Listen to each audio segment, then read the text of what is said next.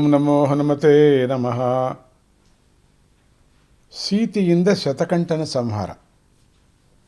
ಶತಕಂಠನ ಜೊತೆ ನಡೆದ ಯುದ್ಧದಲ್ಲಿ ರಾಮ ಲಕ್ಷ್ಮಣರು ಪ್ರಜ್ಞೆ ತಪ್ಪಿ ಬಿದ್ದರು.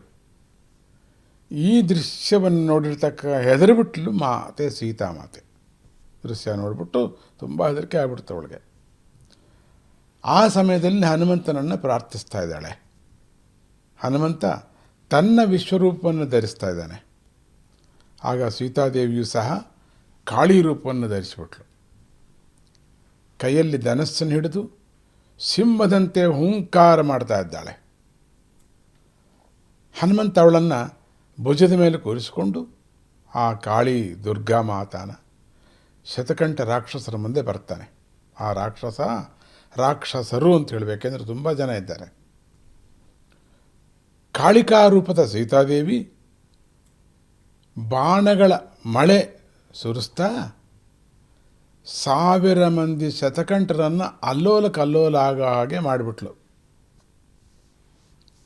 ಅವರ ರಕ್ತದ ಹನಿಗಳಿಂದ ಶತಕಂಠರ ಸಂಖ್ಯೆ 1,00,000ಕ್ಕೆ ತಲುಪಿತು. ಕೆಳಗೆ ರಾಮಜಪ ಮಾಡ್ತಾ ಇರತಕ್ಕಂಥ ಹನುಮಂತ ತನ್ನ ಬಾಲದ ಆಕಾರವನ್ನು ಇನ್ನಷ್ಟು ಜಾಸ್ತಿ ಮಾಡಿ ನೆಲದಲ್ಲಿ ಪೂರ್ತಿಯಾಗಿ ಹರಡಿಬಿಟ್ಟ. ಇದರಿಂದ ಶತಕಂಠನ ರಕ್ತ ನೆಲಕ್ಕೆ ತಾಕುವುದಕ್ಕೆ ಆಸ್ಪಾದ ಆಗಲೇ ಇಲ್ಲ, ಎಲ್ಲ ಅಲ್ಲೇ ಬೀಳ್ತಾ ಇತ್ತು. ಒಂದರಲ್ಲಿ ಸೀತಾಮಾತೆಯ ನಾಲಿಗೆ ಅಂತ ಹೇಳ್ತಾರೆ. ಇನ್ನೊಂದು ಕಥೆಯಲ್ಲಿ ಹನುಮಂತನ ಬಾಲವನ್ನು ವಿಸ್ತಾರ ಮಾಡ್ದ ಅಂತ ಹೇಳಿ. ಎರಡೂ ನಿಜವೇ ಇರ್ಬೋದು, ಎರಡೂ ಕೆಲಸವೂ ಆಗಿತ್ತಾಗ.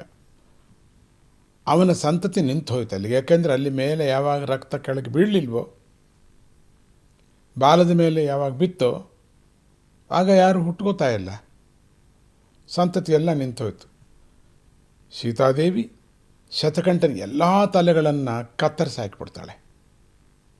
ಹನುಮಂತನು ಬೇರೆ ಬೇರೆ ರೂಪದಲ್ಲಿ ಯುದ್ಧ ಮಾಡಿ ಉಳಿದ ರಾಕ್ಷಸರನ್ನು ನೆಲಸಮ ಮಾಡ್ತಾ ಇದ್ದಾನೆ.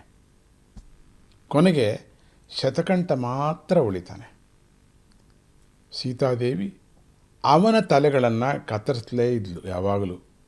ಆದರೆ ಅವನಿಗೆ ಮತ್ತೆ ಮತ್ತೆ ಹೊಸ ತಲೆಗಳು ಹುಟ್ಟುತ್ತಲೇ ಇದ್ದವು. ಇದರಿಂದ ಉಗ್ರಳಾದ ಸೀತಾದೇವಿ ಅನೇಕ ದಿವ್ಯಾಸ್ತ್ರಗಳನ್ನು ಒಂದೇ ಸಲ ಪ್ರಯೋಗ ಮಾಡ್ತಾಳೆ. ಆಗ ಅವನ 99 ತಲೆಗಳು ಎಗರೋಗ್ಬಿಡುತ್ತವೆ. ಆದರೆ ಮಧ್ಯದಲ್ಲಿದ್ದ ಪ್ರಧಾನ ಶಿರಸ್ಸು ಮಾತ್ರ ಎಷ್ಟೇ ಅಸ್ತ್ರಗಳನ್ನು ಪ್ರಯೋಗಿಸಿದರೂ ಕೂಡ ಮತ್ತು ಹುಟ್ಟುತ್ತಲೇ ಇತ್ತು.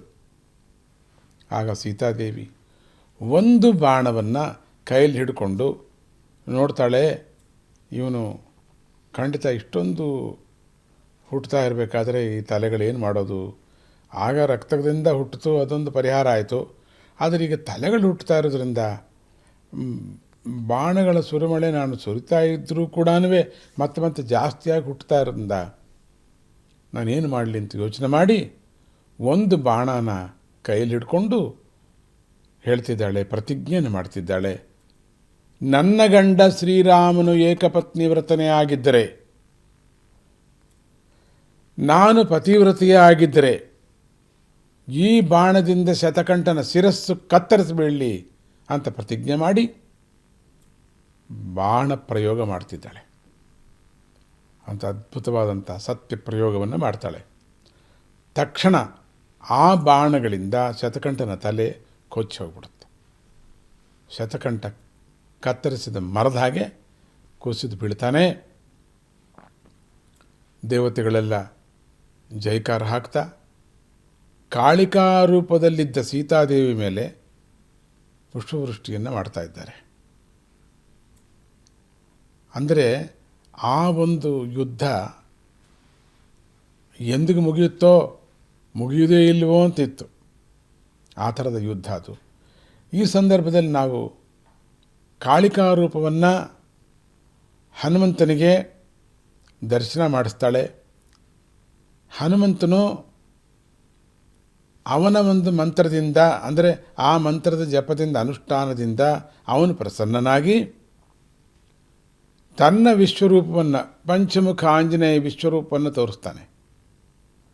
ಇದು ಅಪರೂಪವಾಗಿರ್ತಕ್ಕಂಥ, ಯಾರಿಗೂ ಇದು ಗೊತ್ತೇ ಇಲ್ಲ. ಅಲ್ಲಿರ್ತಕ್ಕಂಥ ಶ್ರೀರಾಮ ಸೈನ್ಯಕ್ಕಾಗಲಿ, ಕಪಿವೀರರ ಕಪಿ ಸೈನ್ಯಕ್ಕಾಗಲಿ ಯಾರಿಗೂ ಎಲ್ಲರೂ ಮೂರ್ಛೆ ಹೋಗಿದ್ದಾರೆ. ಈ ಎರಡು ರೂಪಗಳನ್ನು ಯಾರೂ ನೋಡೇ ಇಲ್ಲ ಅಂತ ಹೇಳ್ತಾರೆ. ಓಂ ನಮೋ ಹನುಮತೇ ನಮಃ.